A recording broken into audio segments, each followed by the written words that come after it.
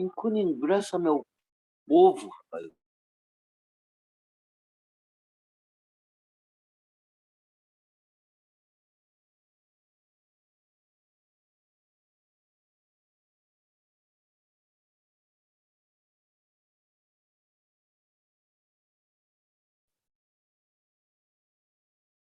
Boa noite, pessoal. Boa noite.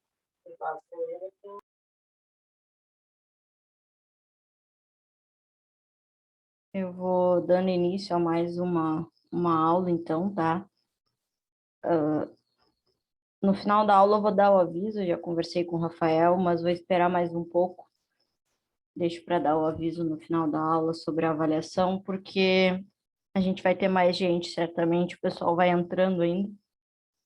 E aí a gente conversa sobre isso, tá? Então, eu vou começando o conteúdo, né? Como eu adiantei na aula de hoje, na aula de ontem, desculpa, hoje a gente começa sobre uma introdução a controladores, né? Então, a gente começa a ver a questão do CLT, tá? Na aula de amanhã, nós também vamos falar sobre CLP, né? Só que com outro foco. Então, hoje nós vamos ver algumas considerações iniciais, como que começou a ser utilizado, como que se desenvolveu a questão do CLP, né? Depois vamos falar sobre a estrutura básica dele, né? O que que compõe um CLP, quais as partes, né? A questão do ciclo de funcionamento e varredura, então como funciona esse processo, né, do controlador. E vamos fazer no final umas considerações na escolha de CLP. Então tem uma série de perguntas que são feitas, né, na hora da gente escolher um CLP, tá? Então, são aquelas considerações que a gente tem que estar considerando na hora de fazer a escolha do nosso controlador, tá? E amanhã a gente vai focar mais na questão das linguagens de programação mesmo. Hoje a gente introduz, então, o assunto e amanhã a gente vai já focar um pouco mais no CLP, nas suas linguagens de programação. Então, são duas aulas aí para falar sobre controladores, mas eu poderia dar várias aulas, tá? Sobre esse assunto, é um assunto que eu particularmente gosto bastante, tá? É uma área da automação que eu gosto, tá? Então, poderia tranquilamente todas essas aulas da disciplina estar falando sobre, tem assunto, tá? Eu tentei separar os mais importantes aí para a gente estar falando na aula de hoje, tá? Então, quando que começa, né, essa questão do CLPs, por que, tá, que ele surge, tá? Então, ainda em 1968, tá, alguns, não vou nem dizer cientistas, tá? Vou dizer empresários, mais especificamente dois deles, né, que eram da General Motors Corporation, eles começaram a perceber a dificuldade que se tinha de controle e de características mesmo que não conseguiam ser atendidas com os dispositivos que até então se tinha e se utilizava no meio industrial. Tá? E a partir dessa detecção deles, tá? Foi que eles solicitaram, então, para os fabricantes de instrumentos de controle, que desenvolvessem um novo tipo de controlador lógico, tá? A ideia deles era que ele englobasse algumas características que eles estavam sentindo falta em outros dispositivos, tá? Então, a primeira delas é a questão de ser facilmente programado e reprogramado para permitir que a sequência de operação por ele executada pudesse ser alterada, mesmo depois de sua instalação. Tá? Então, esse primeiro item foi uma das questões mais importantes, tá? Associadas ao CLP e à questão de controladores, mas aqui eu vou estar focando em CLP, tá? Mas é importante que vocês tenham isso em mente.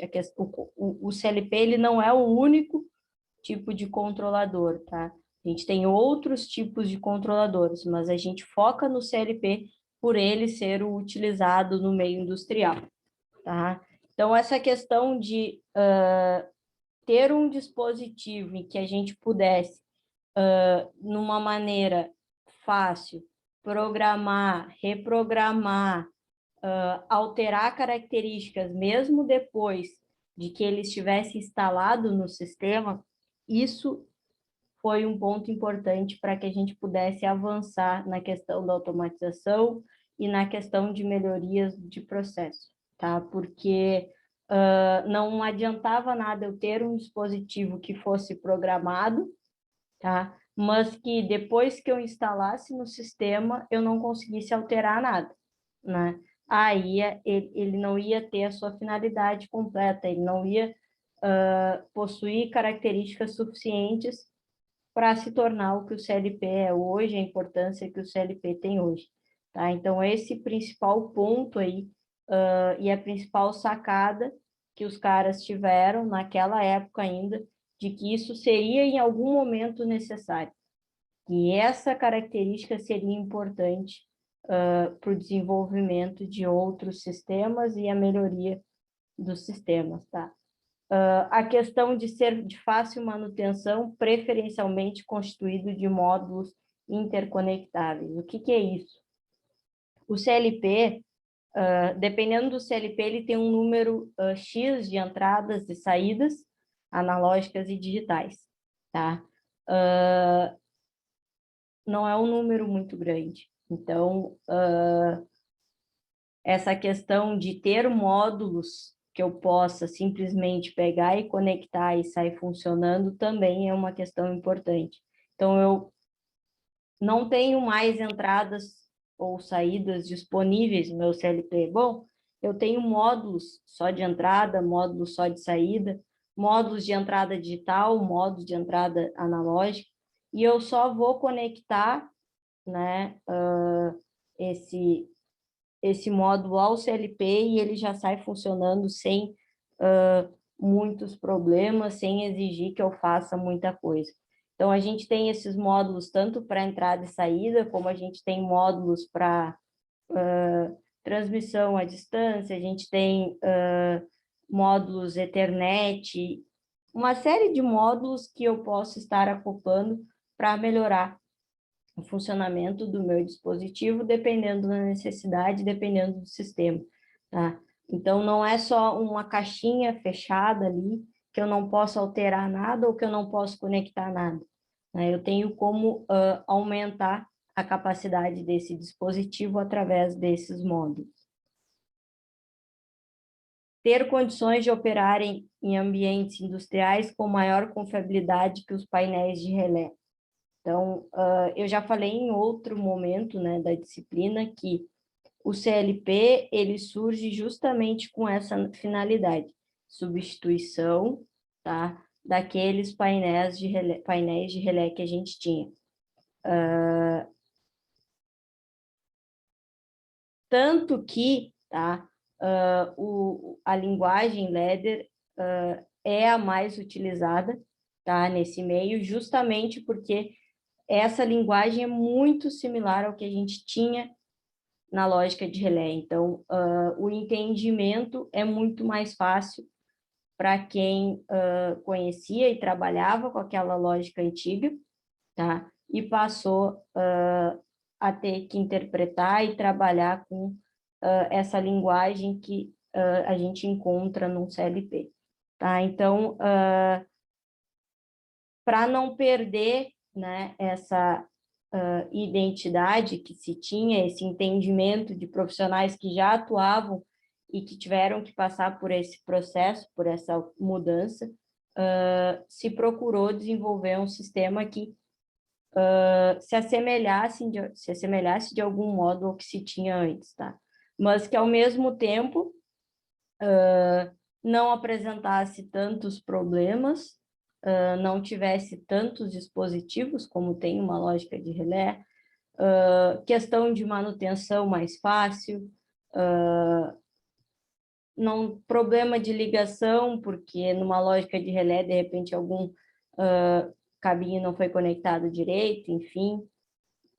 Então, que conseguisse ser semelhante, mas que trouxesse uma série de benefícios que não se tinha antes com a lógica de relé, né?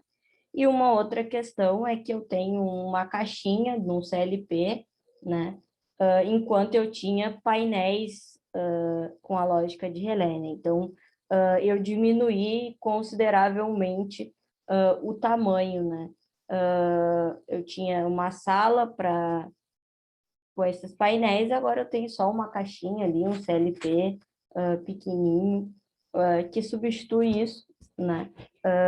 E substitui com uma série de vantagens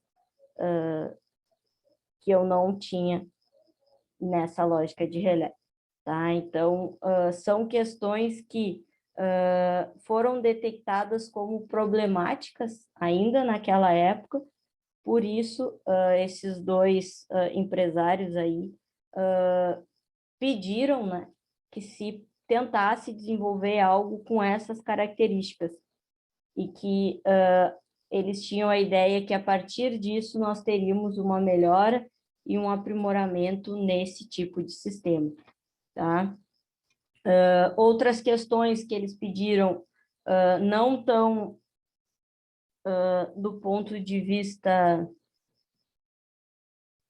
do chão de fábrica mesmo, né? Mas uma outra visão, a questão do preço, tá? Porque não adiantava eu desenvolver um dispositivo que fosse melhorar o meu sistema, que tivesse uma série de vantagens em relação ao que eu até então tinha, mas que fosse com um valor absurdo, porque ninguém faria essa alteração, né? Então, isso foi um empecilho inicial para a questão do CLP, né? A questão do custo. Quando o CLP surge, como tu tem, ainda é um dispositivo novo, tem poucos fabricantes, o preço acaba sendo bem mais alto, né? Com o passar do tempo, diversos outros fabricantes foram desenvolvendo esse dispositivo, e aí a gente tem aquela questão da concorrência e isso favorece aquele que vai comprar, né? Porque no momento que eu tenho essa concorrência, eu começo a ter uma diminuição no preço, começo a ter algumas características sendo aprimoradas no dispositivo para ele ser melhor do que o do concorrente. E aí isso começou a melhorar a inserção, então, do CLP no meio industrial, tá? Uma outra questão é ter condições de ser interligado a um sistema central de coleta de dados, que até então a gente não tinha, né? Não era possível ter esse grande controle de dados que a gente consegue ter com o CLP quando a gente tinha essa lógica de relé. Então, a gente tem um feedback, a gente tem, inclusive, previsões, né, de possíveis problemas. Nós temos o acompanhamento, gráficos em tempo real das variáveis. Tudo isso se tornou possível com a utilização do CLP e que antes não era possível, tá? Então, são outras características importantes, né? A questão do custo e a questão de estar interligado a uma rede para armazenamento de informação, para que essas informações possam ser utilizadas, então, com o intuito de melhorar o sistema e de evitar possíveis problemas. Então, foi então que colocaram efetivamente a mão na massa, né? Depois dessa série de requisitos. É claro que nem todos foram atendidos na primeira versão, demorou, né, até a gente ter o que a gente tem hoje. Esse dispositivo ele está associado à tecnologia, então cada vez que surge uma nova tecnologia, um novo sistema, a gente pode ter a opção de melhorar, né, esse dispositivo. E foi isso que foi acontecendo. Na década de 70, então, várias implementações proporcionaram o desenvolvimento do CLP, mas quando nós tivemos, então, a evolução da questão dos microprocessadores, o avanço dos estudos e dos equipamentos nessa área, em meados dos anos 80, foi que, então, os CLPs passaram a se tornar mais atrativos nas áreas de automação, de manufatura, de processo contínuo, na área de elétrica, enfim, né? No momento em que há esse avanço desses sistemas microprocessados, tá? Desses sistemas, desses dispositivos, desses elementos, a gente tem um up na questão do CLP, tá? Então, foi um salto, foi um divisor de águas para esse dispositivo, tá? E aí, no momento em que a gente tem esse up nesse dispositivo, a gente começa, então, a ter uma maior utilização, né, do CLP em aplicações industriais. Então, questão de máquinas industriais, operatriz, injetora, testes, calçados, equipamentos industriais para processos, então, processo de siderurgia, papel, celulose, química, petroquímica, alimentação e uma série de outros, passam a contar com esse dispositivo, com esse equipamento, para ser o cérebro do sistema, tá? Questão de equipamentos para controle de energia, então controle de demanda e de fator de carga, também passam a utilizar o CLP, tá? Controle de processo com realização de sinalização e controle proporcional, integral e derivativo. Aí, também falei rapidamente em uma aula, tá? A questão do nosso PID. Tá? Nós temos diversos tipos de controle que a gente pode empregar no sistema, tá?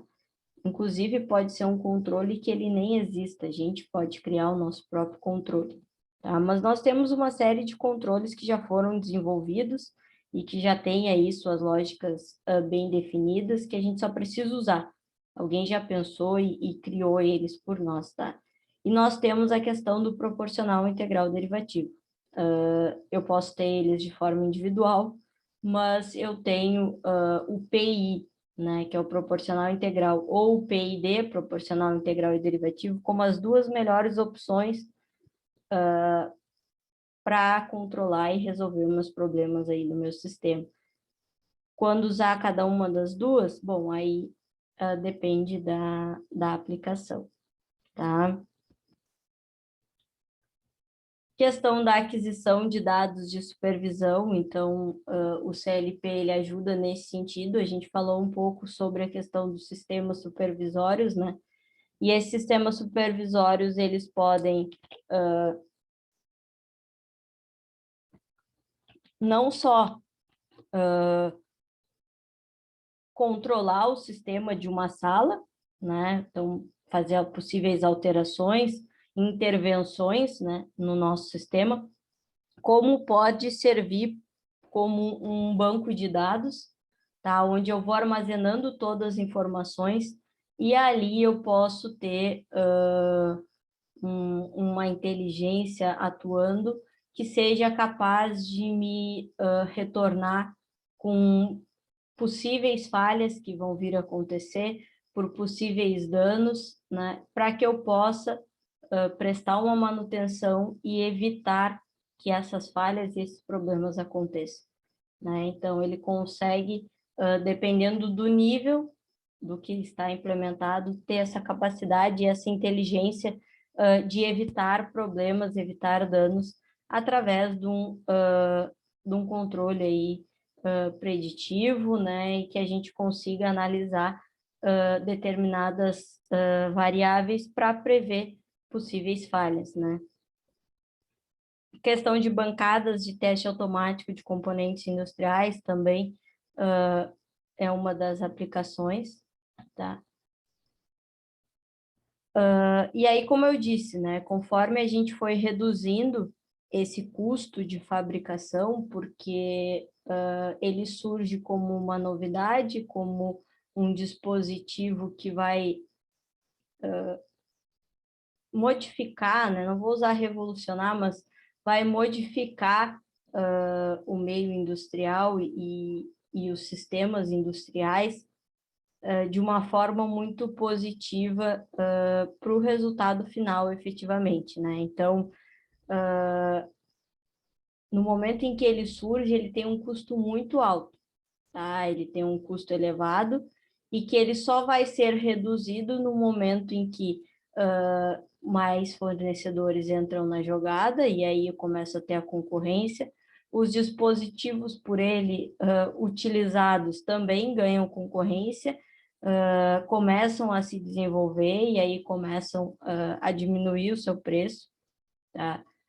Então, nesse momento, a gente consegue reduzir esse custo de fabricação, aliar isso à facilidade de uso, né, dele, é um dispositivo para usar, tá? Não estou falando para programar, para instalar, estou falando para usar, é um dispositivo relativamente fácil. E aí a gente alia isso à sua capacidade, à sua inteligência, né? Isso faz com que, então, ele ganhe cada vez mais mercado e seja cada vez mais utilizado, tá? Não só no meio industrial, mas em questões de eletrodomésticos, eletrônicos, residências, veículos, tá? Então, a gente passa a contar sempre com um dispositivo controlador em várias das nossas aplicações, tá? Qual dispositivo e quais as suas características? Bom, aí depende do sistema em questão, mas o importante é que esses sistemas passam a contar com um dispositivo que tem essa inteligência e é capaz de processar essas informações de forma automática, né, seguindo uma lógica de controle, tá? O que é, qual a estrutura básica, então, tá, de um CLP? A gente pode dizer que o CLP ele pode ser representado por essa caixa aqui, tá? Então, eu tenho esse carinha aqui, que é externo, mas que é o responsável por fazer o CLP funcionar, ele é opcional, né? Eu posso comprar um sistema pronto, fechado, uma caixa preta em que eu encomendo de uma empresa e eu não preciso ter esse cara que é o programador, tá? Mas esse aqui vai ser o responsável por colocar, né, a lógica de controle no meu equipamento, tá? E aí eu tenho, como eu disse para vocês quando eu fiz o exemplo com um computador, né? Eu basicamente tenho um computador aqui. Eu tenho uma fonte, tá? Que vai abastecer todo o dispositivo. Eu tenho a CPU, que é o meu processador, que é o cérebro desse dispositivo. Eu tenho a questão da memória, porque eu vou ter um programa rodando ali, eu vou ter variáveis ali salvas, então eu preciso ter uma memória nesse dispositivo, e eu tenho a questão dos módulos de entrada e saída, que podem ser tanto analógicos quanto digitais, que eu falei para vocês. O que é ligado nisso? Bom, eu vou mostrar uma imagem que nos traz vários exemplos, mas pensem com a questão do computador, tá? No computador, a gente tem questão de mouse, de teclado, de impressora, de fone, tudo isso são os periféricos, alguns de entrada, outros de saída, impressora de saída, teclado é de entrada, enfim. Nós temos dispositivos, então nós temos sensores, no caso do CLP, que são os dispositivos de entrada, porque eles vão nos prover uma informação, eles estão medindo algo e vão nos prover essa informação. E nós temos os dispositivos que são os atuadores, que são de saída, que eles vão efetivamente atuar no processo. Então, eu tenho um motor, eu tenho uma válvula, que são dispositivos de saída, tá? Então, essa é a minha estrutura básica de um controlador, tá?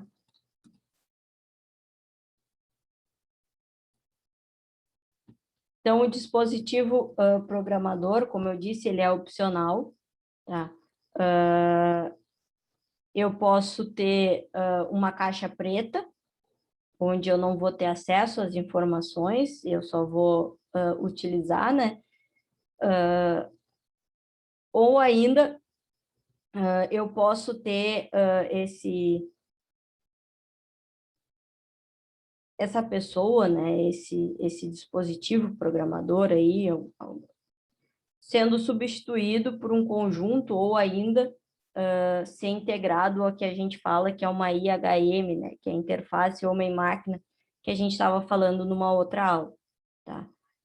Que a partir disso a gente vai conseguir, então, enviar o programa, editar o programa, fazer modificações, acrescentar dispositivos, retirar dispositivos, alterar parâmetros, alterar valores de variáveis, enfim, a gente vai conseguir mexer efetivamente no que está por trás aí do nosso controle, tá? Então, alterar variáveis, dispositivos que sejam capazes de alterar e modificar de alguma forma o nosso sistema. Tem empresas que preferem ter acesso a isso, para que as modificações possam ser feitas por eles mesmos, no momento em que se necessita, no ato, ou tem empresas que preferem receber a caixa preta e aí compram esse sistema de uma outra empresa, e essa outra empresa é que vai fazer essas alterações e vai ter acesso a isso. Por isso, opcional, né? Isso depende da empresa que está contratando e que está utilizando o sistema. A questão da CPU, como eu disse, é o elemento principal do controlador, né?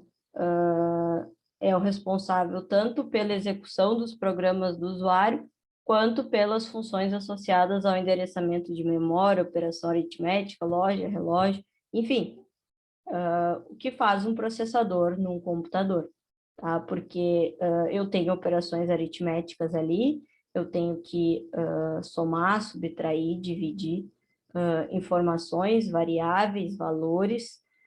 Eu tenho lógicas de programação, então uma lógica E, uma lógica OU, são portas lógicas, né? Eu tenho questão do endereçamento de memória para associar cada uma das variáveis a um dispositivo. Questão de relógio, então se eu tiver que aplicar aí um temporizador, eu tenho que ligar a cada 30 minutos um motor, tenho que ligar a cada 40 minutos uma válvula, uma bomba.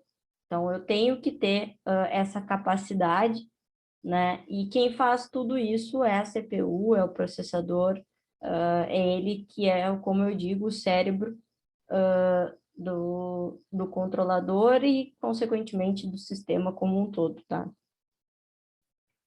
A questão da memória, então eu preciso, como eu disse, armazenar os programas que estão rodando, a lógica de programação, os dados que são necessários durante o funcionamento do CLP.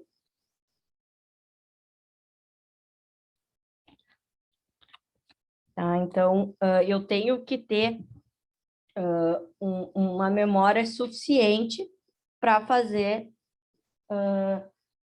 para salvar essas informações e tornar suficiente o funcionamento do equipamento, tá? Se eu tiver uma memória pequena, eu vou ter que ter um programa e um armazenamento de informações também pequeno.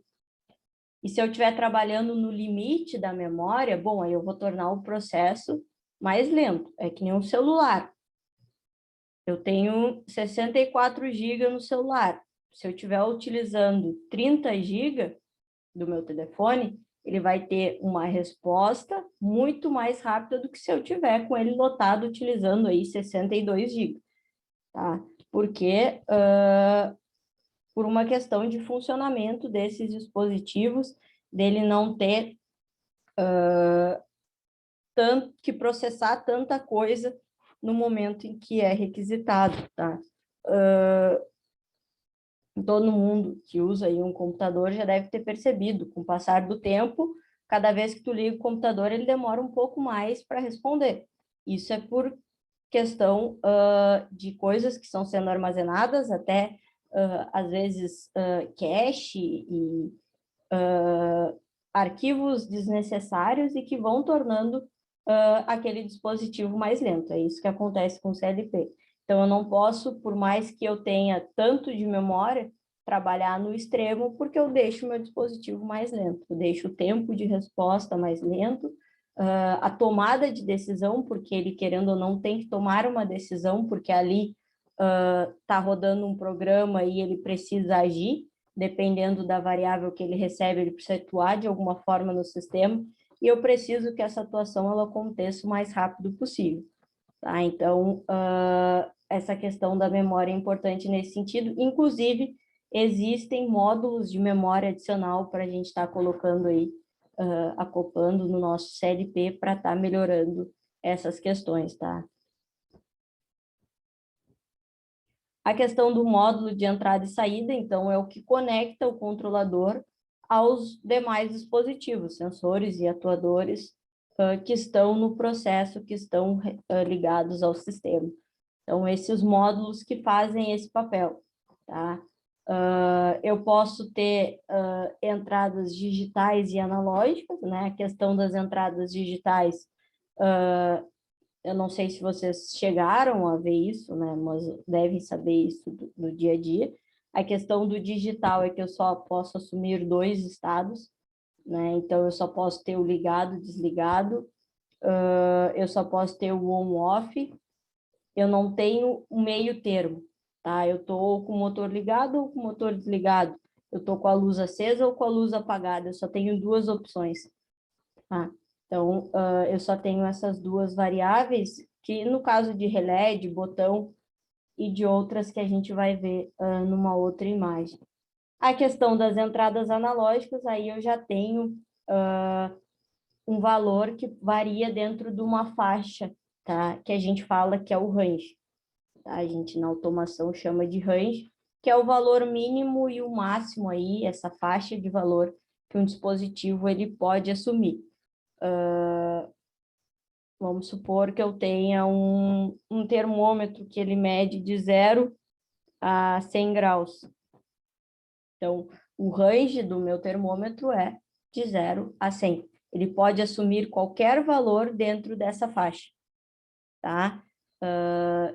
Isso é uma questão analógica, tá? Então, medição de velocidade, de temperatura, de nível, tudo isso está associado à questão analógica, tá? Só que, como eu disse também em algum outro momento da disciplina, o controlador ele não interpreta, tipo, 57 graus, ele não interpreta que está num nível de 15 metros. O controlador ele interpreta sinais padrões, tá? E nós temos 2 sinais padrões associados à corrente, 2 à tensão, que são os mais utilizados, que é de 0 a 10 volts, de menos 10 a 10 volts, de 0 a 20 miliampere e de 4 a 20 miliampere.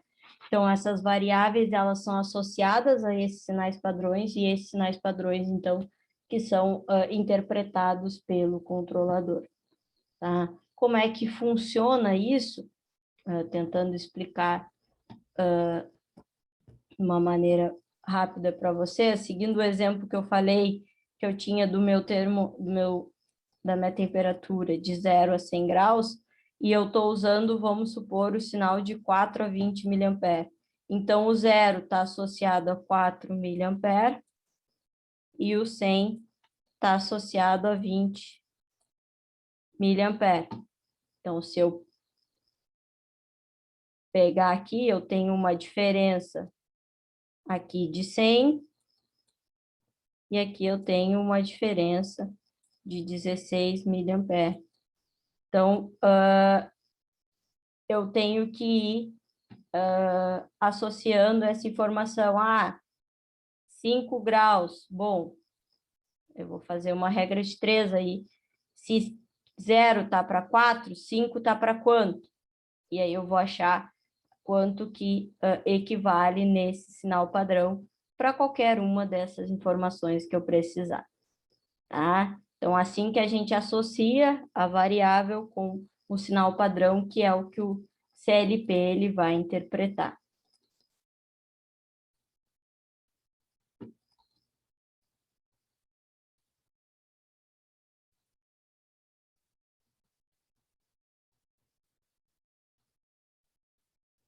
A questão das saídas digitais, então, é a mesma ideia, né, de possuir apenas 2 estados, só que quando eu falo de saída, bom, aí eu estou trabalhando com atuadores, né, então, com conector, com uma lâmpada, tá, que ela só pode assumir o estado de ligada ou desligada, tá. Saídas analógicas, bom, aí eu já vou ter também a questão de variar dentro de uma determinada faixa. Então, eu tenho motor, eu tenho válvula, eu tenho conversor de frequência, que podem assumir vários valores, vários estados, não só o de ligado e desligado, como o digital. Aqui eu tenho exemplos, tá? Então, exemplos de entradas digitais, então uma chave fim de curso, por exemplo, uma botoeira, tá? Entradas analógicas, um sensor de nível, um sensor de temperatura, que podem assumir vários valores. A questão das saídas digitais, então uma lâmpada de sinalização, um relé. Saídas analógicas, conversor de frequência, motor, válvula. E, além disso, eu tenho a questão da programação, né? Então, eu posso ter ali alguém utilizando um computador para fazer essa programação, ou eu posso ter uma interface, homem-máquina, um IHM, que também seja capaz de fazer isso, tá? Eu posso trabalhar com os dois, então eu posso ter ali o meu primeiro programa ser feito por alguém no computador, e aí depois as alterações são feitas na IHM, tá? Não necessariamente eu tenho que ter um ou outro nesse caso. Tá? Assim como entradas, né? Um sistema, ele vai ter entradas digitais, ele vai ter entradas analógicas, saídas digitais, saídas analógicas. Por isso a questão dos módulos, tá? Então, um módulo de entrada digital, um módulo de entrada analógica, ou quantos forem necessários, né? Quando a gente fala de um grande sistema, um grande processo, a gente precisa de mais de um, porque dependendo do módulo, tem cerca de 10 entradas, 10 saídas. E isso numa grande empresa não é quase nada, né? Então a gente precisa, por isso, daquela característica de ser interconectáveis, tá?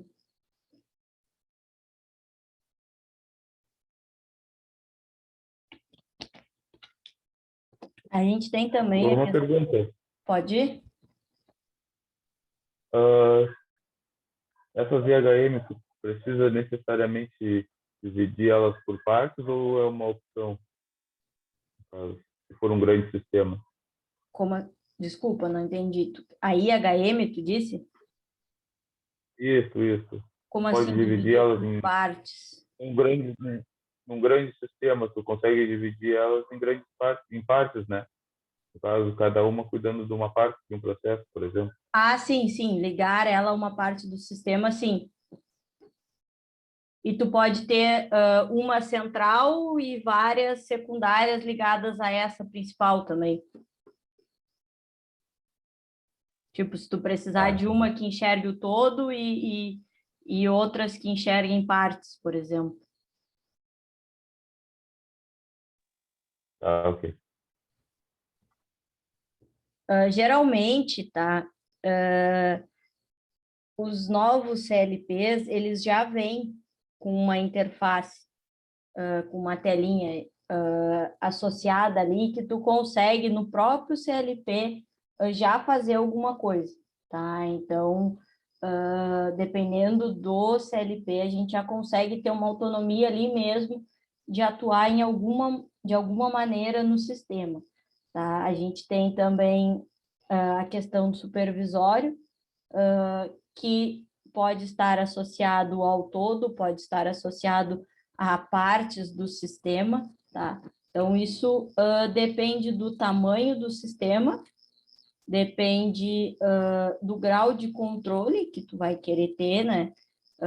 Enfim, isso é uma escolha da empresa mesmo e da necessidade do processo mesmo. A questão do interfaceamento de periféricos, eu nem quis me aprofundar muito nisso, tá? Porque aí já foge, eu trouxe só uma ideia geral, tá? Questão de interfaces especiais permitem que aparelhos sejam conectados diretamente ao CLP, tá? Para realizar funções como indicação de falha, de máquina ou de processo. E essa conexão, ela precisa ser feita de alguma maneira, não são todas as conexões e todos os tipos que esses dispositivos eles aceitam, tá? A maioria da comunicação entre esses dispositivos é uma comunicação serial e o padrão é o RS232C. Nós temos uma série de padrões de comunicação, protocolos de comunicação, agora mesmo com essa, não sei se todos já ouviram falar, né? Mas que a gente fala que a gente está vivendo a era da indústria 4.0, uma série de novos protocolos eles acabaram surgindo. Então, o que antes a gente tinha comunicação por esses equipamentos dentro das empresas sendo feitas por um Modbus, um Profibus, um protocolo bem mais simples, hoje tem uma série de outros protocolos nessa indústria 4.0 que surgem para substituir com uma série de vantagens e características aí que são capazes de atender melhor as nossas necessidades. O Bluetooth é um exemplo disso, tá? Então, é um exemplo dessa melhoria desses protocolos aí de comunicação. O Bluetooth não deixa de ser um deles, tá?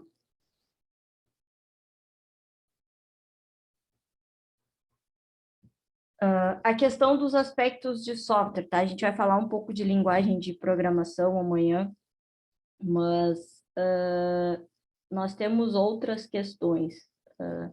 Por exemplo, além da questão do número de entradas e de saídas que eu vou ter, que vai determinar também o quanto eu vou precisar de memória e de capacidade do meu dispositivo, eu tenho que ver quais os recursos que eu vou ter disponível para utilizar.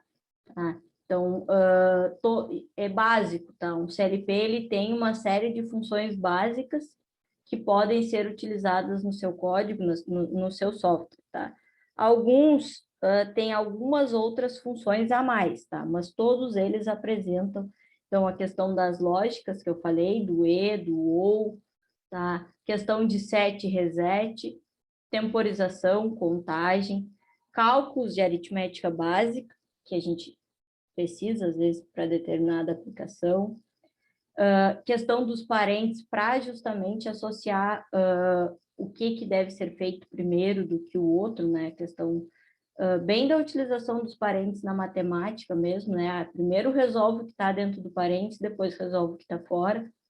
Comparação de valores, né? Então, quando eu mostrei para vocês o diagrama lá, não sei se todos estavam em aula e se todos lembram, quando eu mostrei o diagrama de blocos, e no processo de realimentação, eu disse que nesse processo aqui eu estava tendo uma comparação, que era com o set point, com o valor que vinha do meu sensor, tá? Por quê? Porque eu queria ver se eu ia ter que atuar ou não no processo com o meu controlador. Então, aqui eu tenho esse processo de comparação. Ah, o set point é igual ao valor que está vindo? Bom, se ele é igual, significa que está tudo certo. Então, o controlador não tem que fazer nada, segue funcionando.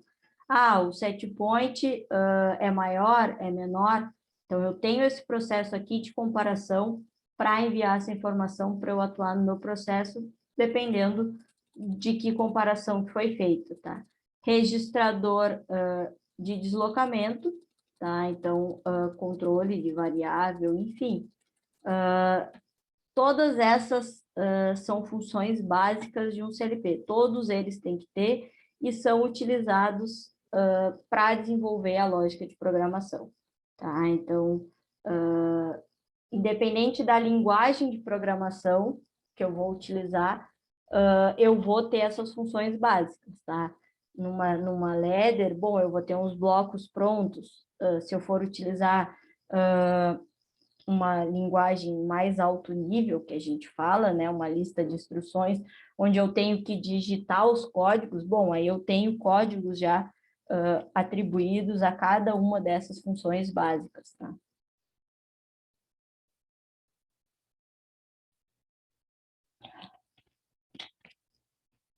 Qual é a ideia de funcionamento por trás, então, de um CLP, né? A questão do ciclo, a gente diz que é o ciclo de funcionamento e varredura, né? Porque ele passa pelo processo todo vendo o que precisa ser feito, tá? Então, no momento em que o CLP ele é energizado, ele entra no processo de execução, tá? Então, ele vai cumprir lá suas rotinas de inicialização.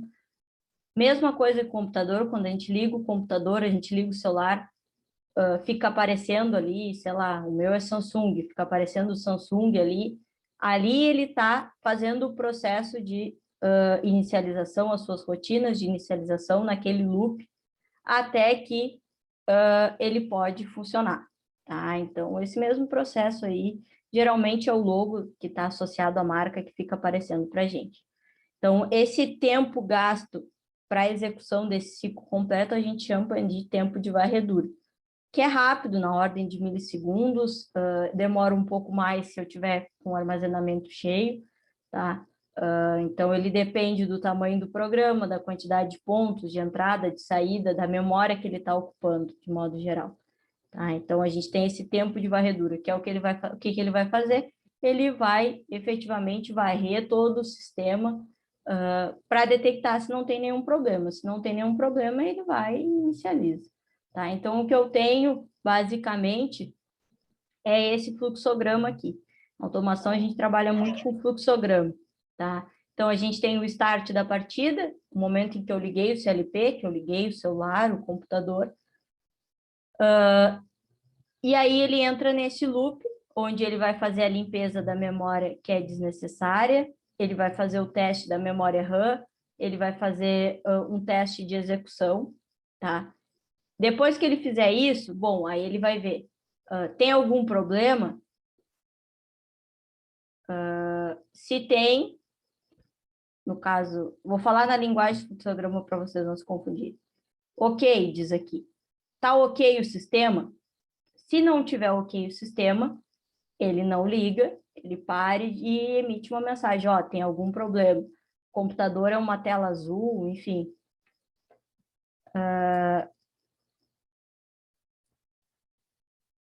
Ok, tá funcionando? Aí ele vai efetivamente entrar e começar a executar o seu processo até que ele fica disponível aí para atuar no sistema, enfim, né, para fazer o que for necessário ser feito, tá? Assim como o computador e o telefone, tá? Então, execução do programa, atualização de saída, influenciar na variável, tudo isso ele vai passando, tá? Então, essa é a ideia básica, tá? Bem básica, porque para eu aprofundar isso, eu teria que ensinar um pouco de lógica de programação para vocês, e aí foge muito do que vocês precisam saber, tá? Considerações, não é na escola, tá? É na escolha de um CLP. Como escolher um CLP ideal para minha aplicação? Eu tenho, olha, eu nem sei dizer quantos hoje fornecedores têm de CLP, tá? A gente tem alguns muito famosos, a gente tem empresas aqui em Porto Alegre mesmo, que tem CLPs e dispositivos num nível bem interessante, tá? Então, como escolher? Qual dispositivo escolher? Quais as características que ele precisa ter? Então, foram separadas 8 perguntas, basicamente, 8 tópicos, que ajudam a tomar essa decisão, tá? Primeira delas, o sistema, ele é novo ou é um sistema já existente? Tá? Quando o sistema é instalado desde o início, é uma coisa. Se eu já tenho equipamentos instalados, produtos, dispositivos, eu preciso ter um dispositivo que seja compatível. Eu falei isso para vocês, que a automação ela tem um problema, que é justamente comunicar as coisas, tá? Para fazer com que a gente consiga comunicar equipamentos, geralmente nós temos que estar com todos do mesmo fabricante. Então, isso são restrições que são impostas para fazer com que a gente use os equipamentos deles, tá? Então, isso é uma coisa que tem que ser levada em consideração, tá? E essa é a primeira questão que eu tenho que avaliar. Bom, eu estou começando um sistema do zero, então eu começo pelo quê? Eu começo pela escolha do CLP. Escolhi o CLP, aí eu vou escolher todos os dispositivos que eu vou precisar comunicar com o CLP com base nele. Agora, se eu já tenho esses dispositivos, bom, aí eu vou ter que tentar encontrar um CLP que consiga comunicar com todos ou com a maioria deles para que eu não tenha que fazer uma troca gigantesca na minha empresa, tá? Então, essa é a primeira questão que a gente tem que avaliar. A segunda é defina qualquer condição ambiental que irá afetar a sua aplicação. O que é isso? Existem específicas questões ambientais que irão afetar seu sistema? Temperatura, ruído, vibração, códigos específicos, enfim. O que pode ser capaz de afetar o meu sistema? Quais as condições do local onde o dispositivo vai ser instalado? Isso é uma questão que tem que ser considerada. Então, é um ambiente muito hostil, tem muita alteração de temperatura, tem muita sujeira. Por que isso é importante, tá? Certamente, um meio ambiente pode afetar na operação de um CLP. Eu estou falando de um computador, eu tenho ligações ali, eu tenho aonde vai a conexão dos equipamentos, então se eu tiver poeira ali, posso estragar, corroer aqueles conectores, enfim. Por exemplo, um típico CLP tem a faixa de temperatura de 0 a 60 graus. Se eu tiver uma aplicação que seja extrema, tá? Então, que eu fuja desses valores de temperatura, tanto para menos quanto para mais, bom, aí eu vou ter que procurar um dispositivo que atenda a essa necessidade. Ele, com certeza, vai ser mais caro do que um dispositivo, um CLP básico, aí, um CLP normal, podemos dizer assim, tá? Então, isso é uma questão que tem que ser levado em consideração.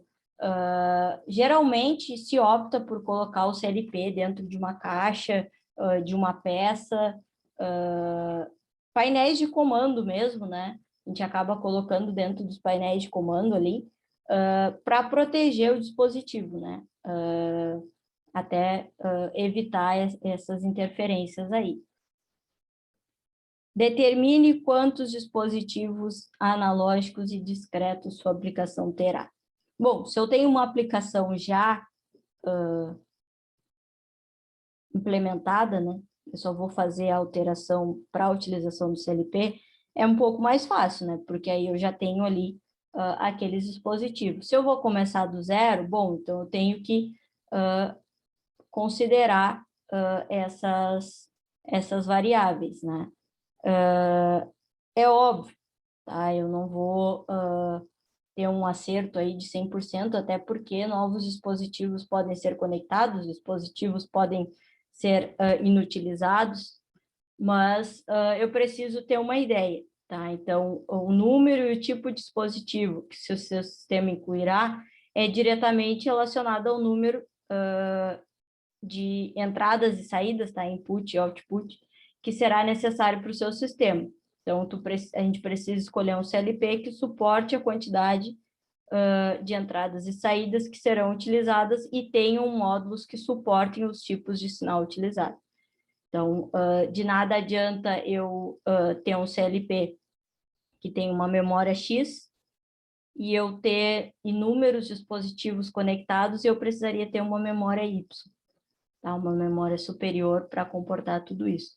Então, eu preciso ter uma ideia, mesmo que inicial, sobre essa questão de quantos dispositivos analógicos e discretos é a mesma coisa que digitais, tá? Que eu vou ter ligado ao meu controlador. Determine quando o seu sistema irá utilizar qualquer característica especial. Então, sua aplicação irá utilizar algum contador rápido ou posicionamento, quanto a um clock em tempo real ou outra função especial. Por que que isso é importante? Funções especiais não são necessariamente possíveis utilizando os módulos de entrada e saída padrões.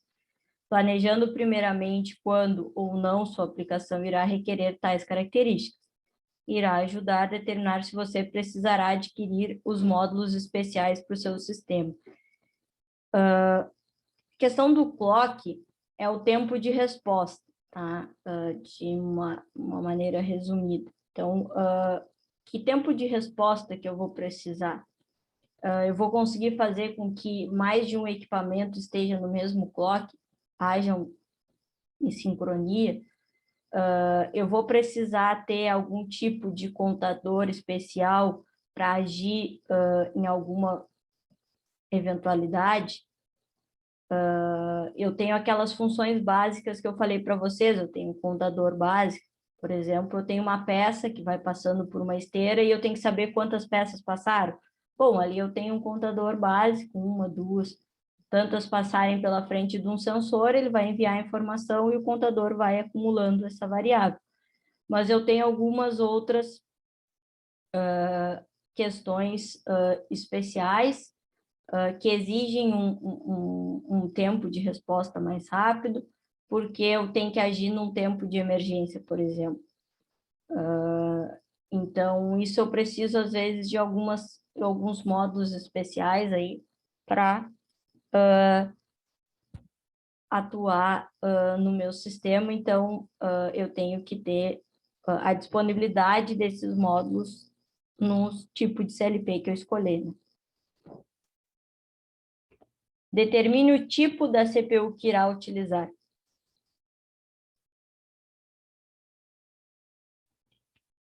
Talvez essa aqui seja a mais difícil, tá? Quanto de memória que vai precisar? Quantos dispositivos o sistema terá? Porque aí eu tenho associado a questão da memória de dados, né? Qual o tamanho do programa? Então, é um sistema, um processo simples, um processo complicado, grande, pequeno, isso influencia no tamanho do programa. Pensem que o programa nada mais é do que um arquivo, tá? Que vai para dentro do CLP e vai rodar lá dentro, tá? Então, é um arquivo que quanto maior for esse arquivo, mais memória vai ocupar. Quantos tipos de instruções serão incluídas? Então, é só uma lógica simples de ligar, desligar alguma coisa, ou eu vou ter temporizador, eu vou ter lógica E, lógica OR, vou ter outras variáveis associadas. Tudo isso influencia na escolha do CLP, tá? Por que que isso é importante? A memória de dados vai se referir à quantidade de memória necessária para a manipulação de dados dinâmicos e de armazenamento do sistema. Por exemplo, Contadores e temporizadores normalmente utilizam a memória de dados para armazenar os valores registrados, valores correntes e outras marcas. Cada tipo de instrução requer uma quantidade de memória diferente, normalmente especificada no manual de programação do CLP, mas a memória se tornou barata e facilmente é feito um upgrade se necessário. Foi o que eu disse, nós temos módulos de entrada de memória para a gente acoplar se a gente precisar aumentar a capacidade do dispositivo, tá? Se necessário, mas o funcionamento ele não é a mesma coisa do que o próprio dispositivo ter a sua própria memória ali interna, tá? Vamos dizer assim, como se eu colocasse uma HD externa ali e eu rodasse tudo por uma HD externa. É possível. Existem uma série de programas hoje que eu instalo na HD externa e rodo na HD externa ao invés de rodar no meu computador, tá? Mas o tempo de resposta é diferente, porque ele vai rodar num dispositivo externo e aí depois vai ser enviado para o teu computador. Então, a gente tem um tempo de resposta diferente, que talvez num computador não faça diferença, mas num sistema onde frações de segundos são extremamente importantes para evitar algum dano, a gente tem que avaliar isso, tá? Então, quanto mais entradas eu tiver, mais sensores eu tiver, atuadores, mais eu vou estar ocupando de memória do meu equipamento, tá? Então, conectar dispositivos que não serão utilizados também é uma questão que tem que ser avaliada, porque ele vai estar ali só ocupando memória e não vai servir para nada, né? Então, a gente precisa avaliar isso também. Determine onde entradas e saídas estarão localizadas. O sistema terá apenas entradas e saídas locais ou locais e remotas. Por que que isso é importante? Se sua aplicação irá necessitar de elementos a longa distância da CPU, então você precisará de um CLP que suporte entrada e saída remota. Você também terá que determinar se a distância e a velocidade suportada pelo CLP irão se adequar para a sua aplicação. Eu preciso, não adianta nada eu ter uma lógica de controle, não adianta nada eu ter os dispositivos ali conectados, se eu não consigo comunicar essas informações, não consigo conectar esses dispositivos.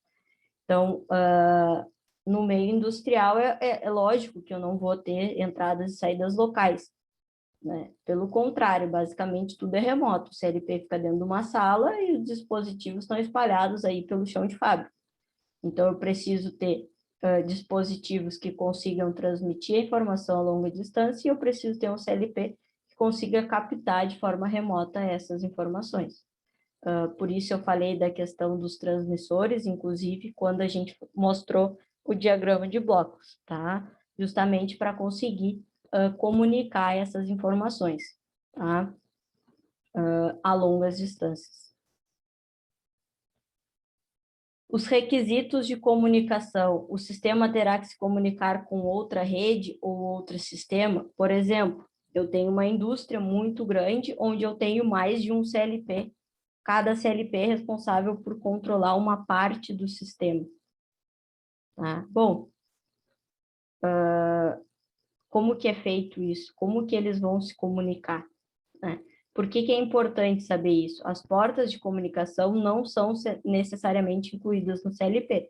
Sabendo primeiramente que seu sistema irá ou não comunicar com outro, ajudará na escolha de um CLP que suportará os requisitos de comunicação ou modos adicionais de comunicação, se necessário. Bom, foi que eu falei da questão de comunicação serial, ou se eles vão se comunicar via internet, de que maneira eles vão se comunicar.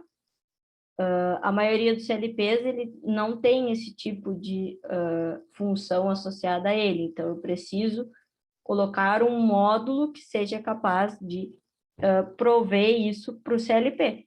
Então, eu preciso de uma comunicação Ethernet, eu preciso de uma comunicação 232, eu preciso de um Wi-Fi, eu preciso de um Profibus, de um modo de bus, enfim, qual o protocolo de comunicação? Como que esses dispositivos vão enviar informação para o CLP? Como que o CLP vai enviar a informação para o atuador atuar no processo. Eles precisam se comunicar de alguma maneira. Para isso, eu tenho que avaliar como que isso vai ser feito, tá? E se vai ser feito só do CLP para os dispositivos, dos dispositivos para o CLP, se eu vou ter de um CLP para outro CLP, tá? Isso tudo eu tenho que avaliar, porque às vezes a comunicação entre CLPs é uma e a comunicação entre CLPs e dispositivos é outra. Entre CLPs, por exemplo, eu posso colocar uma conexão aí, Wi-Fi, entre os CLPs e os dispositivos, de repente eu tenho que usar um Modbus, um Profibus, um 232, tá? Então, a gente tem que avaliar isso. E o 8º passo, os requisitos do sistema. Então, o sistema ele vai precisar apenas daquelas funções tradicionais que eu falei, ou ele vai ter funções especiais. Por que que isso é importante, tá? Alguns CLPs não suportam todos os tipos de instrução. Então, eu tenho que escolher um CLP que suporte todas as instruções que necessite para aquela aplicação. Por exemplo, funções do PID, tá? Proporcional, integral, derivativo, para realizar controles de processo de ciclo fechado.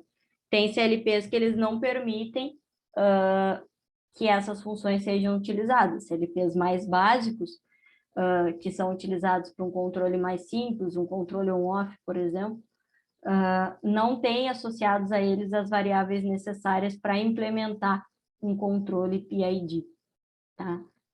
Então, que tipo de controle eu quero aplicar? Que tipo de sistema eu vou desenvolver?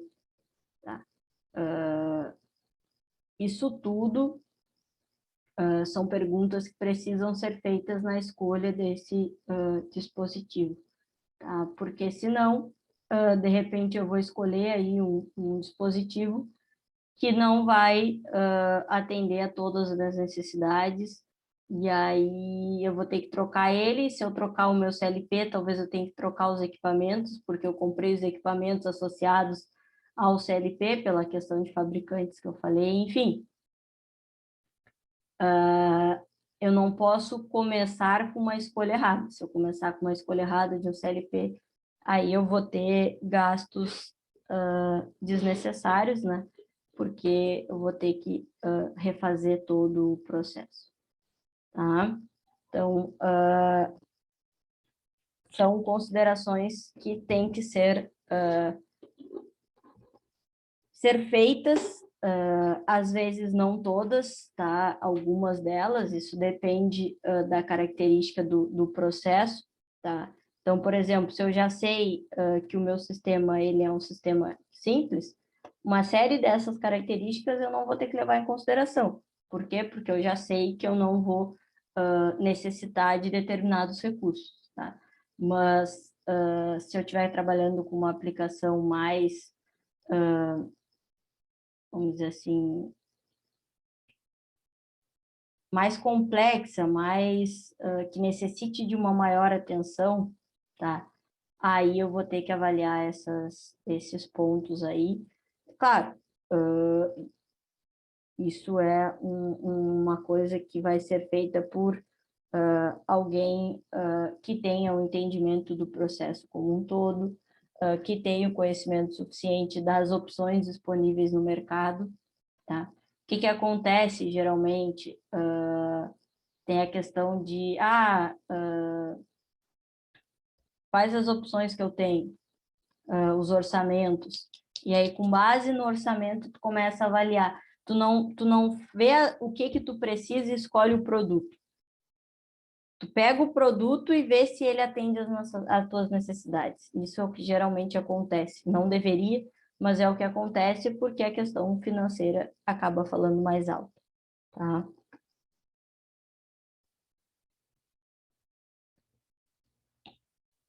Mas o CLP, nós vimos a questão do diagrama de malha de controle, a gente falou de comandos, falamos de pneumática, falamos de hidráulica. O CLP, num processo automatizado, é o que vai controlar tudo isso, tá? o CLP que vai ser o responsável por fazer tudo funcionar, por tudo se conectar.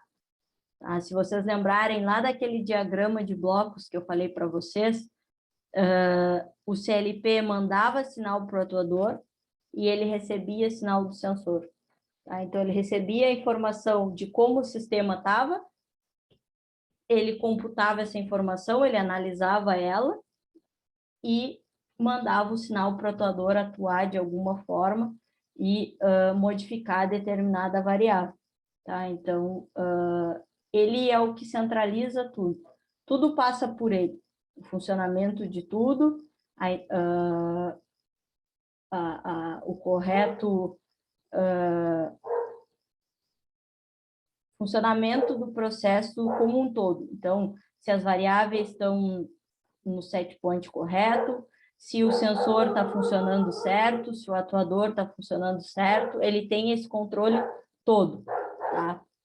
Inclusive, dependendo do grau, com a capacidade de tomar decisões para evitar possíveis falhas, tá? Então, dependendo do nível de inteligência que ele tem, ele consegue prever falhas. Então, ele sabe que de 4 em 4 meses está o sensor da pau. Pouco antes disso, ele avisa. Olha, dá uma olhada no tal sensor que ele pode dar problema. E aí, tu faz a manutenção ou faz a substituição antes que o problema aconteça. Antes que o sistema fique parado e tu fique procurando o erro. Então, a gente tem uma questão de previsão aí, que a gente pode utilizar através do CLP, tá? Que aí depende, como eu disse, do nível aí de necessidade do todo. Tá? Alguma pergunta? Tem uma questão da lista associada à aula de hoje, tá? Eu já confirmo. Pergunta eu não tenho, mas a gente comissionou a fábrica aqui em Rio Grande, né? E isso tudo que tu falou, eu já vivenciei, tipo, a montagem do equipamento, a instalação do CLP. E falando parece ser muito simples, mas na prática, a passagem de cabo e ligação, CCM, é uma coisa muito, muito complexa, que demora um certo tempo até acertar a ligação entre o comando do CLP para o sensor, que parece ser uma coisa simples hoje, mas Parece só quando tu pegar um comiciona cabo e uma fábrica conectar e uma deu. unidade inteira, não, é muito complexo, é uma dor de cabeça do cão. Não, é bem... tu sair do zero, né? Tu começar o processo do zero, é muita coisa que está por trás. Por isso que eu digo, tu não pode começar com nada errado, porque refazer depois é complicado, tá? Então, só que depois que está tudo funcionando, tu olha para trás e pensa, pô, nem parece que deu aquele trabalho todo, né? Depois que está feito, ou que está no papel, parece ser simples, mas fazer essas coisas comunicarem e ligar tudo isso, ainda mais que tu tem um dispositivo, que é um CLP ligado em N dispositivos, né? Sensores, atuadores dos mais diversos tipos. São ligações à distância, são ligações complicadas, né? Fazer tudo conversar é difícil, né? Fora o sujeito ao cabo ser danificado no meio da área, né? Porque pode acontecer, e se acontece, tem que catar o erro, é uma coisinha complexa, bem complexa, na verdade. Geralmente, os CLPs, esses módulos de entrada e saída, se tem, vamos supor, um sensor parou de funcionar, de repente o cabeamento aí deu problema. Eles geralmente têm alguns LEDs, né, associados, e aí tu olha, por que a entrada tal está desligada, o sensor devia estar funcionando, que tentam, vamos dizer assim, diminuir essa dificuldade, né? Não consegue eliminar por completo, mas tentam diminuir da maneira que dá, né? Facilitar ali a vida do eletricista, geralmente, Uhum. do instrumentista. Exatamente. Mas depois de algum tempo tu vai pegando a sequência certinha, porque um fusível no início um fusível no meio de 50, tu nunca vai descobrir qual é qual, se é algum queimado. Ah, sim. Por Até isso esses que estudos aí tem, por isso que eu falei para vocês até da questão dos diagramas PID, né? Que geralmente tem aí as plantas dessa parte de automação e dessa ligação aí, com aqueles círculos que eu mostrei para vocês, para tentar também, de alguma forma, indicar onde que esses dispositivos estão ligados. Ah, então, a porta tal, é um sensor de vazão. Aí tu olha lá o diagrama PID, eu tenho sensor de vazão aqui, aqui, aqui. Bom, mas nesse ponto é que são ligados os que estão associados a essa variável. Qual é a localização? É a malha 4. Bom, a malha 4 tu sabe que é em tal lugar. Para tentar facilitar esse processo, porque senão é procurar uma agulha num palheiro, né?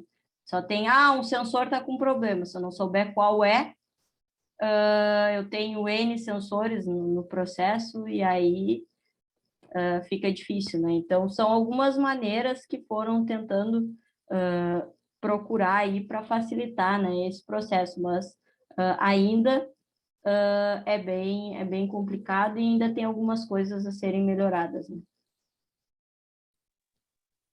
Sim, facilita bastante essa parte aí. Você nunca vai... Não tem como achar uma agulha no palheiro, Né? num ambiente industrial. Não é complicado. Esse sistema é muito bom, na verdade. Alguém mais alguma coisa, pessoal?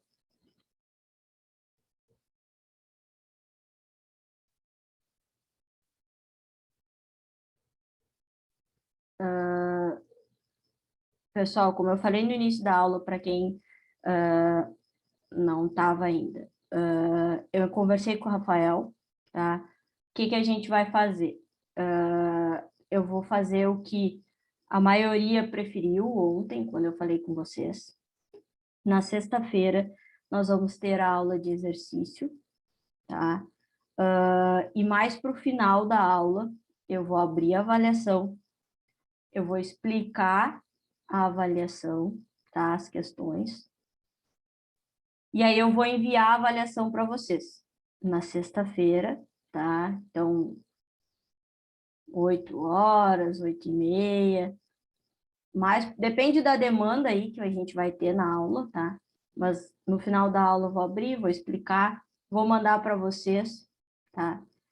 Vocês vão ter até às 19h de segunda-feira para me mandar, tá? Então, não vai ser feito na aula. Então, ao invés de ter que fazer a avaliação em 2 horas, vocês vão ter o final de semana aí e até às 19h de segunda-feira. Então, praticamente 3 dias, tá? Para fazer e me entregar. E aí vocês vão me mandando a avaliação, sim, tá? Vocês vão poder mandar direto para mim no privado, tá? E aí eu vou corrigir e vou retornar já no privado para vocês as notas. Então, conforme vocês forem mandando, eu vou retornando as notas. E aí, se porventura alguém não atingir a média, eu vou avisar e a gente combina uma recuperação, tá? Então, vai ser assim que vai funcionar essa questão da avaliação, certo? Certo. Certo. Então, Tá certo. nós vamos encerrar a disciplina na sexta-feira, e aí vocês têm até a segunda para mandar, tá? Alguma dúvida? Eu abri a chamada aqui. Se não, vou fazer a chamada.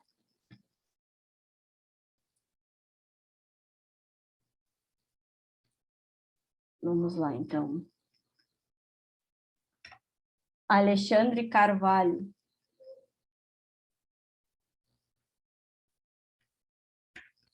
Alexandre Bonfada.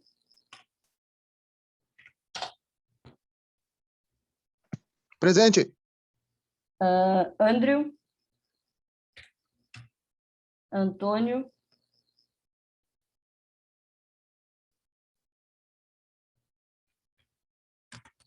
Ariel. Presente.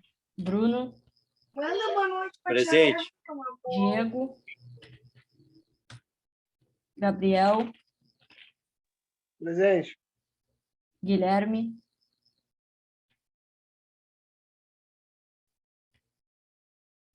Henry,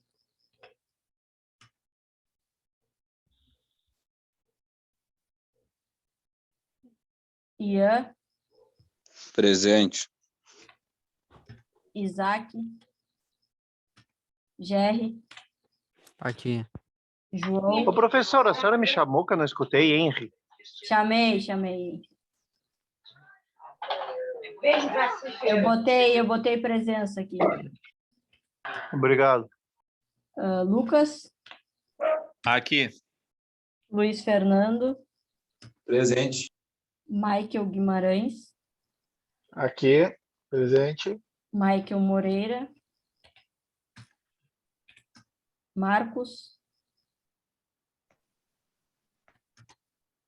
Milton, Aqui. Pablo, Aqui. Patrick. Certo, então, pessoal, se vocês não têm mais nenhuma pergunta, vamos encerrando a aula e amanhã a gente vai ver mais um pouco sobre CLP. Fechou. Boa noite, Boa pessoal. noite, boa noite. Boa noite. Boa noite.